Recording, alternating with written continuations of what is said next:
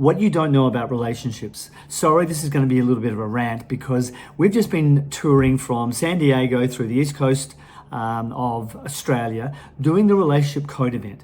And what becomes evident is that unfortunately now we just don't know how to sustain a long-term relationship. And it's not our fault because there are three main areas that no one educates us on, such as the conditioning and patterns that we pick up around love. Do I let love in or do I block it out?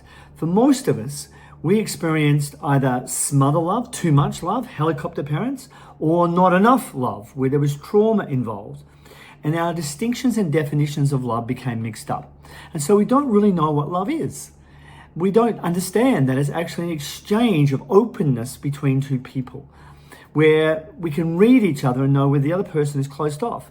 We also don't understand the way in which we communicate between men and women and how different that communication actually is. What do I mean by that? Well, women process language in 5 centers of their brain. Men, 1. Women use about 21,000 words per day and men about 7,000. Men are trying to minimize down. Women are trying to explode outwards and have experiences. And these innate differences built into us from millions of years of evolution profoundly affect the communication that goes on because the words are just 7%.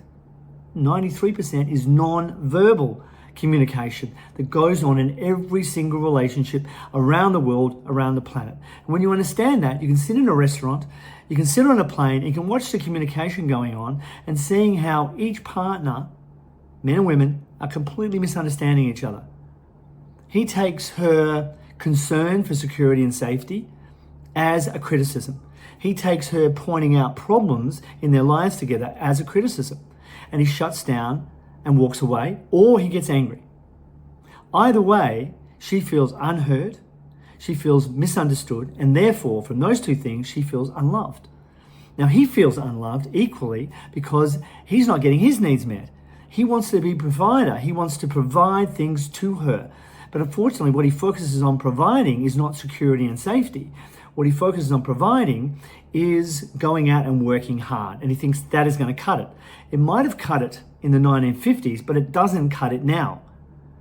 Men are expected to do way more than that, and rightly so in relationships.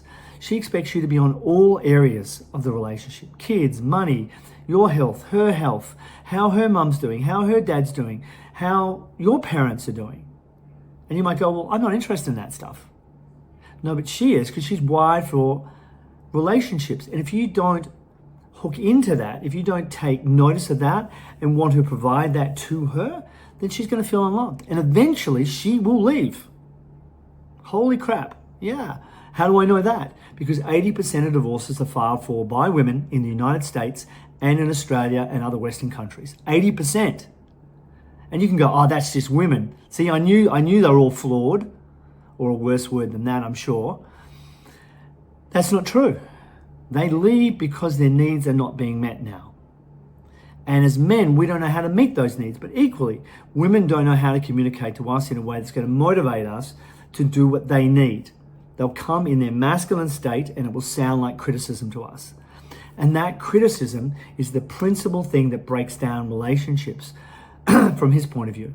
From her point of view, him not being present with her, not listening to her, not being totally focused on her, which provides her with a physiological feeling.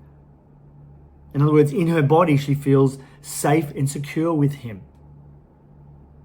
That is a massive communication, but unspoken. And men don't know how to do that anymore. Women know when they see a man doing it, what it is, but because the culture doesn't talk about it, that communication is not open to her to give. But when she sees it in the Relationship Code event, she knows exactly what it is. And so does he, because he sees the reaction. When he moves to that place of presence and fully in his masculine state, with his testosterone levels risen by 40%, not in anger, not in threat, in protection, he can feel it in himself because he sees the reaction in her. That is what you need to know about relationships, and that is what you can find inside the Relationship Code events. Now in San Diego, other cities coming in the United States shortly, Perth, Sydney, Brisbane, Melbourne, all over Australia now as well. No excuse not to come transform your relationship in just 3 days.